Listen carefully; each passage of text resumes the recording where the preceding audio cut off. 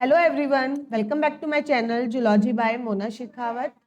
आप सब कैसे हैं? आई होप आप सब ठीक होंगे और अपनी पढ़ाई कर रहे होंगे। आरपीएससी फर्स्ट ग्रेड बायोलॉजी के स्टडी मटेरियल के क्रम में अगला वीडियो जो मैं आपसे शेयर करना चाह रही हूँ वो है ह्यूमन डाइजेस्टिव सिस्टम का टीथ। कुछ छोटे छोटे टॉपिक्स जो कि जहाँ से क्वेश्चन ज्यादा पूछे जा रहे हैं, ऐसे टॉपिक्स में लेने की कोशिश कर रही हूँ ताकि आप लोगों को फायदा। वीडियो को लास्ट तक जरूर देखें और अगर अभी तक आपने मेरे चैनल को सब्सक्राइब नहीं किया है तो मेरे चैनल को सब्सक्राइब कीजिए, अपने दोस्तों से इसे शेयर कीजिए और कमेंट करके मुझे बताइए कि मेरे वीडियो आपके लिए हेल्पफुल है या नहीं। तो चलिए स्टार्ट करते हैं आज का वीडियो।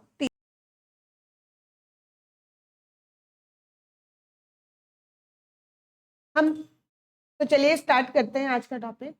हम बात करते हैं टीथ की। सबसे पहले तो हम बात करें टीथ की, तो ये इसका ओरिजिन कैसा है। ओरिजिन के क्वेश्चन आरपीएससी में बहुत पूछे जाते हैं, चाहे वो फर्स्ट ग्रेड हो चाहे वो सेकंड ग्रेड हो। तो इसका जो ओरिजिन है वो एक्टोमीजोडर्मल होता है, मतलब इसका जो पार्ट है वो एक्टोडर्म और मीजोडर्म दोनों से ही बने होते हैं। ज्यादातर पार्ट इसका मीजोडर्म से बनता है, लेकिन कुछ जैसे कि हम इनेमल पढ़ेंगे वो इसका एक्टोडर्म से बनता है। दैट्स वाई हम इसे ओरिजिन में एक्टोमीजोडर्मल मानते हैं। ठीक है, अगर हम बात करें इसकी स्ट्रक्चर की तो मैंने शॉर्ट में आपको इस तरीके का ये डायग्राम आपको बनाने दिखाया है, जो कि आपको दिख रहा होगा। देखिए आप, ये देखो इस तरीके का ये डायग्राम मैंने बनाया है। एक जो टीथ है उसके स्ट्रक्चर में तीन पार्ट होते हैं। पहला जो पार्ट होता है जो कि हमें दिखाई देता है वो होता है क्राउन। ठीक है, फिर बीच वाला पार्ट जो कि जस्ट मसूड़ों से जस्ट ऊपर की तरफ होता है उसे हम बोलते हैं नेक।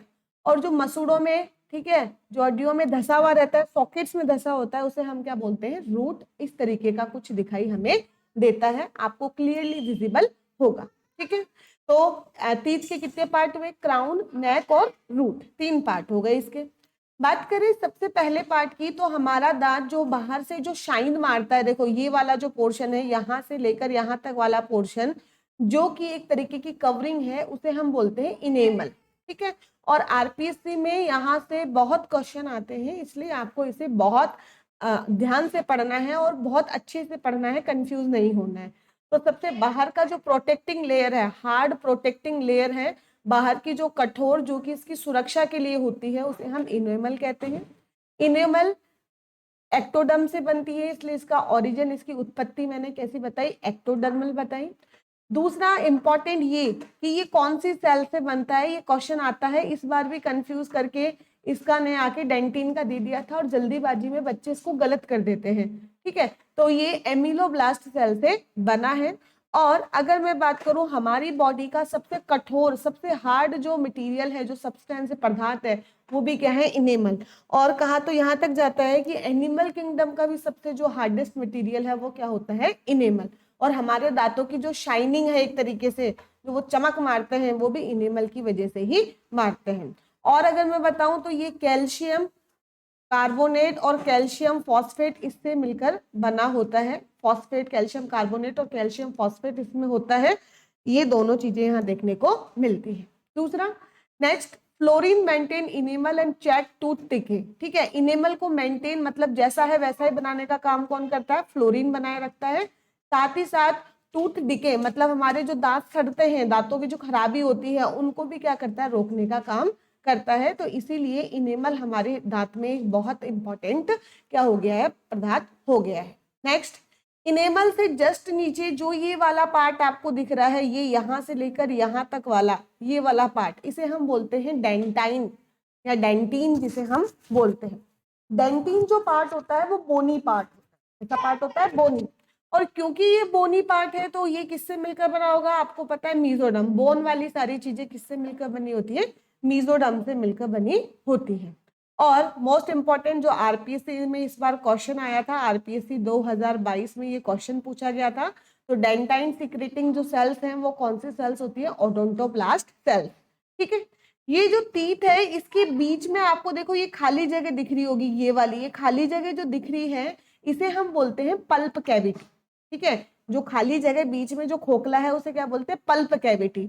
और पल्प कैविटी के चारों तरफ ये जो लाइनिंग आपको दिखाई दे रही हो, देखो ये जो मैंने डिजाइन बनाई है, इसको हम बोलते हैं ओडोंटोब्लास्ट सेल। कौन सी सेल्स बोलते हैं? Odontoblast cell.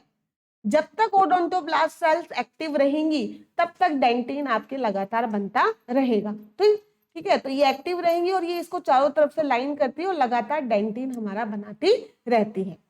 पल्प कैविटी खाली जगह है जिसके अंदर क्या क्या है भाई? इसके अंदर जो सेल को चाहिए वो सारी चीजें हैं। मतलब यहाँ पर आर्टरी भी है, वेन भी है, लिम्फ वेसल्स भी है, नर्व भी है, इन सब की सप्लाई यहाँ पर होती है और ये सब इससे ब्लड से कनेक्टेड रहते हैं। और नर्व वगैरह, आर्टरी वगैरह जहां से प्रवेश करते हैं वहां पर एक छेद सी एक जगह होगी, वहीं से तो भाई कोई चीज अंदर जाएगी। उस छेद को, उस एपरेचर को हम बोलते हैं एपिकल फोरामेन। ये आपको ध्यान रखना है, ठीक है। जैसे ये मैं बोलूं आर्टरी, वेन या जो ब्लड है, इसकी मैं ब्लड की बात करूं तो through this aperture blood capillary and nerve fibre enter inside the teeth, इसके अंदर वो एंटर करती है। तो हमें ये देखने को मिला। और ये जो मैंने ये जो पार्ट बनाया है ये क्या है भाई? सॉकेट्स है, ठीक है। ये क्या है भाई? सॉकेट्स। बोन्स वगैरह में बात करूंगी, यहाँ पर भी एक पर्टिकुलर लेयर होती है, बाकी आपकी इतना ज्यादा डिटेल में नहीं है, 11th-12th के अकॉर्डिंग है।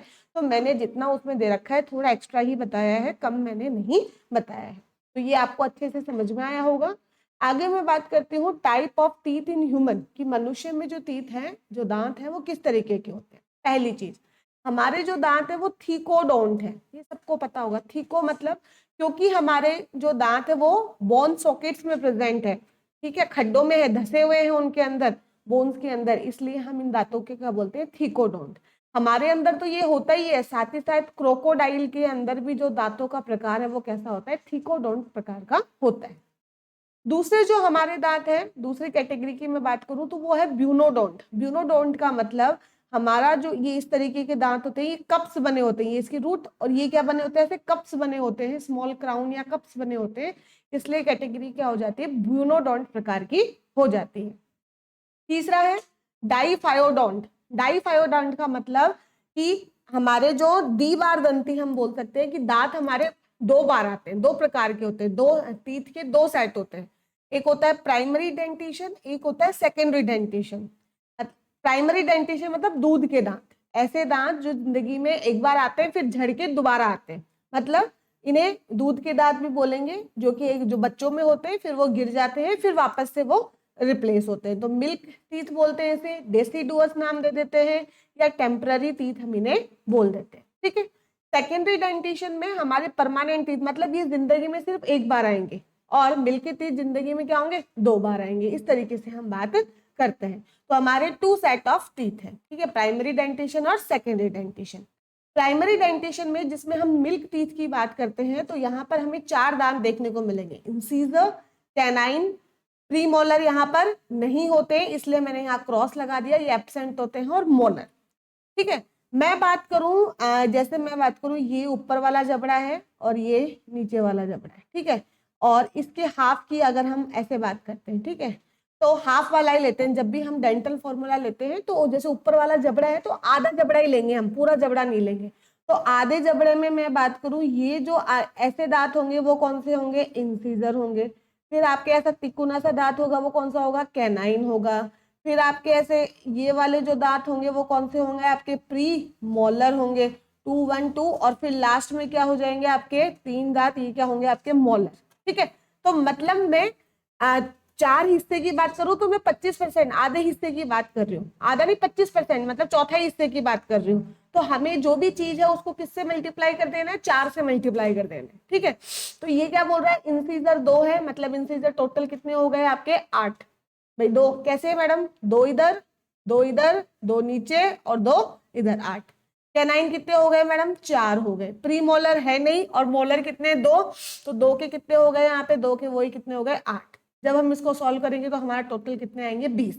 मतलब जो दूध के दांत में हमारे दो तो इंसीजर की बात करेंगे, कैनाइन की बात करेंगे, प्री मोलर बच्चों में नहीं होते हैं, क्या प्रेजेंट होते हैं? मोलर प्रेजेंट होते हैं। और मोलर भी कौन कौन से प्रेजेंट होते हैं? पहला और दूसरा मोलर प्रेजेंट होता है, तीसरा मोलर जिसे हम विजडम टीथ बोलते हैं वो बच्चों में प्रेजेंट नहीं होती है। आपको ये ध्यान में रखना है। बात करें सेकेंडरी डेंटिशन की, तो सेकेंडरी डेंटिशन में कितने होंगे? मतलब यहाँ पे कितने दांत हुए भाई? 20, और यहाँ पे कितने होंगे? 32। 32 में से 20 तो ये है, ये वाले टेम्पररी टीथ, ठीक है, जो वापस आएंगे, और 12 ये मोनोफायोडोंट है, मतलब ये जिंदगी में सिर्फ एक ही बार बनते हैं। मोनोफायोडोंट जो जिंदगी में सिर्फ एक बार बनते हैं, वंस इन लाइफ, जिंदगी में एक बार आएंगे। और आपसे कई बार पूछा जाएगा कि मोनोफायोडोंट टीथ कौन से हैं, तो आपको बताना है एक तो जो हमारे प्री मोलर होते हैं जिनकी संख्या अगर मैं डेंटल फॉर्मूला के अकॉर्डिंग बताऊं तो 2, और एक हमारा जो तीसरा मोलर है वो हमारे क्या होते हैं, मोनोफायोडोंट होते हैं। टोटल कितने में 3, और मैंने कहा जितना भी है उसको किससे मल्टीप्लाई कर देना है, 4 से, क्योंकि मैंने इस तरीके से बात की है। ये देखो ऐसे ऐसे और ये 4 हिस्से हो गए, ठीक है, तो हमने ऐसे बात की। तो आपसे पूछा जाए कि आपके मतलब हमारे मिल्की टीथ कितने हैं, आप आंसर दोगे 20। आपसे पूछे जाए परमानेंट टीथ कितने हैं, आप आंसर दोगे 32। परमानेंट टीथ कितने, 32।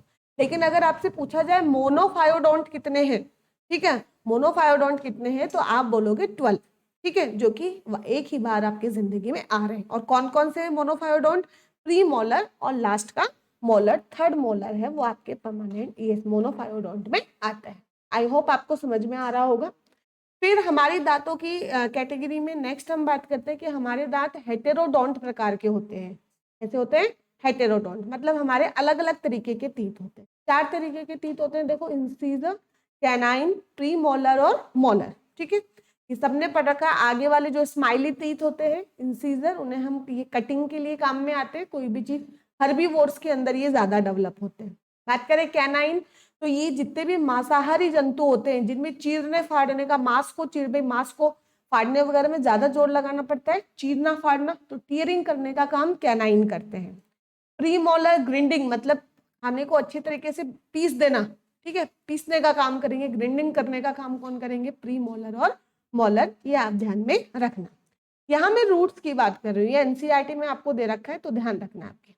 इंसीजर और कैनाइन की अगर मैं बात करूं तो चाहे अपर इंसाइजर हो चाहे लोअर, ऊपर वाले जबड़े वाले हो चाहे नीचे वाले जबड़े वाले हो, ये जो आपके इंसाइजर होते हैं ये सिंपल होते हैं कि ये पर्टिकुलर ऊपर आपके ये टीथ होगा और वहां पर आपके एक ही रूट आपको देखने को मिलेगी, मतलब यहाँ पे नंबर ऑफ रूट कितनी होगी, 1। ये ध्यान रखना। कई बार आपको डायग्राम देख के भी पूछा जा सकता है कौन सा दांत है, आपको बताना पड़ेगा। Next premolar. प्रीमोलर में आपको ध्यान रखना है अपर और लोअर में दोनों में अलग। जो अपर इंसाइजर होंगे उसमें 2 इस तरीके के, देखो दो शाखाएं दिख रही, एक और ये 2, तो यहाँ पे 2 रूट होंगी और लोअर में कितनी रूट होगी, 1। एक और कॉन्सेप्ट ध्यान रखना, अपर वाले में हमेशा ज्यादा होगा, लोअर वाले में कम होगा। बात करें मोलर की, तो यहाँ पर अपर में 3 होंगे और लोअर में कितने होंगे, 2 होंगे। तो कभी आपको कोई ऐसा तीत बना के दे दे कि तीत और नीचे आपके ये इतने 3, ठीक है, तो आप क्या बोलोगे, कितनी रूट दिखाई दे रही है, 3 रूट, और 3 रूट सिर्फ किस में दिखाई देती है, मोलर में। तो आपको इस तरीके से उसका आइडिया लगाना है। बात करूं मैं डेंटल फॉर्मूला का, तो डेंटल फॉर्मूला क्या होता है भाई, arrangement of teeth in each half of the upper and lower jaw, ठीक है, इन द ऑर्डर ICPM और M is represented by the dental formula, कि हमारे ऊपरी और निचले जबड़े के आधे हिस्से में जो हमारे दांतों का अरेंजमेंट है उसे ही हम डेंटल फॉर्मूला कहते हैं, जिसमें सबसे पहले इंसीजर को डिनोट करते हैं, फिर कैनाइन को डिनोट करते हैं, फिर प्री मोलर को और फिर मोलर को। तो आपको ये ध्यान में रखना है। हमारा डेंटल फॉर्मूला क्या होता है, 2 1 2 3, ठीक है। तो आधे हिस्से में, आधे जबड़े में 2 canine, 2 incisor, 1 canine, 2 pre molar और 3 मोलर, इस तरीके से। तो ऊपरी जबड़े के आधे हिस्से में 8, नीचे वाले में 8। आधे हिस्से में 8 है तो पूरे हिस्से में कितने होंगे, ऊपर 16 और नीचे 16, तो टोटल हमारे दांत कितने होंगे, 32। तो एडल्ट में होंगे 32। मिल्की टूथ, मिल्क टीथ की मैं बात करूं तो देखो इंसीजर 2 होते हैं, कैनाइन 1 होता है, लेकिन प्री मोलर वहां पर नहीं होता, तो मैंने क्या लिख दिया, 0, और मोलर में सिर्फ 2 होते हैं तो मैंने 2 लिख दिया, तो यहाँ टोटल कितना आ जाएगा, 20। आप ये समझ पा रहे होंगे। मोनोफायोडोंट कौन कौन से होते हैं भाई, इंसीजर होता नहीं है, कैनाइन होता नहीं है, प्री मोलर होते हैं एक तो 2 और एक होता है लास्ट वाला मोलर, तो यहाँ पे 2 1, तो टोटल कितने होंगे मोनोफायोडेंट आपके, 12। और 16 साल के बच्चे, 16 साल के बच्चे के अंदर सब टीथे होंगे, बस लास्ट का जो मोलर है, विजडम टीथ है, अक्ल डाढ़ है, वो नहीं होगी, वो 18 बाद में आती है। तो यहाँ पर आपके लास्ट वाले में 2 1 2 2 इस तरीके से देखने को मिलेगा, तो यहाँ पे टोटल कितने हो जाएंगे, 28 टीथ आपको देखने को मिलेंगे। बात करें शेप की, ठीक है, नोट डाल के मैंने कुछ बातें की है। तो इंसाइजर की जो शेप है वो चिसाइड लाइक होती है। कैनाइन की शार्प पॉइंटेड होगी, ध्यान रखना, कई बार क्वेश्चन ऐसे भी आ जाते हैं। प्री मोलर ट्राइंगुलर होता है शेप में, और मोलर कैसा होता है, रेक्टेंगुलर। इन दो का आपको ज्यादा ध्यान में रखना है कि प्री मोलर ट्राइंगुलर होता है और मोलर आपका कैसा होता है, रेक्टेंगल होता है। नेक्स्ट, जो एलिफेंट का दांत होता है, भाई हाथी दांत होता है, टस्क ऑफ एलिफेंट होता है, वो किसका मॉडिफिकेशन होता है, वो अपर इंसीजर का मॉडिफिकेशन होता है। ऊपर वाला दांत होता है जो बाहर निकला रहता है ना, वो ऊपर वाला इंसीजर होता है। बात करें हर्बीवोर्स की, तो हर्बीवोर्स में कैनाइन क्या होते हैं, एब्सेंट होते हैं। जैसे रैबिट्स वगैरह में कैनाइन नहीं होंगे, तो भाई कैनाइन नहीं होंगे तो ये देखो, ये इंसीजर, फिर यहाँ मोलर, तो बीच की जगह क्या रह गई, खाली रह गई। ये बीच की जगह जो खाली रह गई इसे हम बोलते हैं डायस्टीमा। ये ध्यान रखना, बीच की जगह जो शाकाहारी में कैनाइन की जगह जो खाली जगह रह जाती है उसे हम क्या बोलते हैं, डायस्टीमा। तो खरगोश के लिए ध्यान रखना, खरगोश आपके टॉपिक भी लगता है, वहां क्वेश्चन आ जाता है।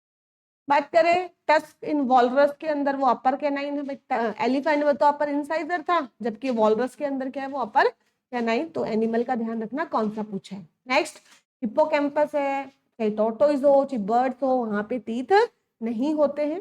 फ्रॉग में केवल अपर जो में ही टीथ होते हैं, लोअर जो में टीथ नहीं होते हैं। तो कुछ रट्टा मारने वाली चीजें हैं जो आपको ध्यान में रखनी। फिर मैं बात करूं, जो मैंने कहा कि मिल्की टीथ झड़ जाते हैं, तो वो कौन सी सेल्स की एक्टिविटी की वजह से, तो वो सेल्स होती है ऑस्टियोक्लास्ट। ध्यान रखना, बायोलॉजी में जब भी ब्लास्ट वर्ड हो जाए, जैसे ऑस्टियोब्लास्ट, ठीक है, जैसे ना, तो वो बनाने वाली है, और अगर तोड़ने की बात करेंगे तो क्लास्ट वर्ड यूज करते हैं। ठीक है, तो ऑस्टियोक्लास्ट की एक्टिविटी की वजह से मिल्क टीथ शेड हो जाते हैं। नेक्स्ट, जब टेम्पररी मोलर झड़ते हैं, भाई हमने बताया बच्चों में क्या होता है, 2102, मतलब अब ये क्या होगा, ये तो खत्म होगा। तो ये बोल रहा है जब ये वाले प्री टेम्पररी मोलर वहां पे झड़ते हैं, पहला और दूसरा, तो उनकी जो खाली जगह होगी, इन मोलर्स की जो ये खाली जगह बच जाएगी, इसको कौन फिल करेगा, इसको फिल कौन करेगा, प्री मोलर करेगा। मतलब पहले वहां मोलर थे, अब वहां पर क्या बनेंगे, प्री मोलर। तो फिर मैडम मोलर कहाँ बनेंगे, तो मोलर के लिए अलग से नए सॉकेट्स बनेंगे, अलग से नए गड्ढे बनेंगे, जिनके अंदर मोलर आपके बनेंगे। तो ये लाइन आप ध्यान से देख लेना कि जब मोलर झड़ते हैं तो उनके सॉकेट्स को कौन फिल करता है, प्री मोलर, और नए सॉकेट्स बनते हैं आपके परमानेंट मोलर के लिए, और ये जिंदगी में सिर्फ एक बार ही होता है। नेक्स्ट, मोनोफायोडोंट, जो हमारी जिंदगी में सिर्फ एक बार आते हैं, प्री मोलर और लास्ट मोलर। और डाइफायोडोंट, जो हमारी जिंदगी में 2 बार हमें देखने को मिलते हैं, जैसे कि इंसिजर, कैनाइन और फर्स्ट एंड सेकेंड मोलर, जिनका टोटल नंबर कितना होगा, 20, और मोनोफायोडोंट का कितना होगा, 12। तो आपको वीडियो कैसा लगा कमेंट करके मुझे जरूर बताइएगा। Okay, bye everyone, thank you so much for watching.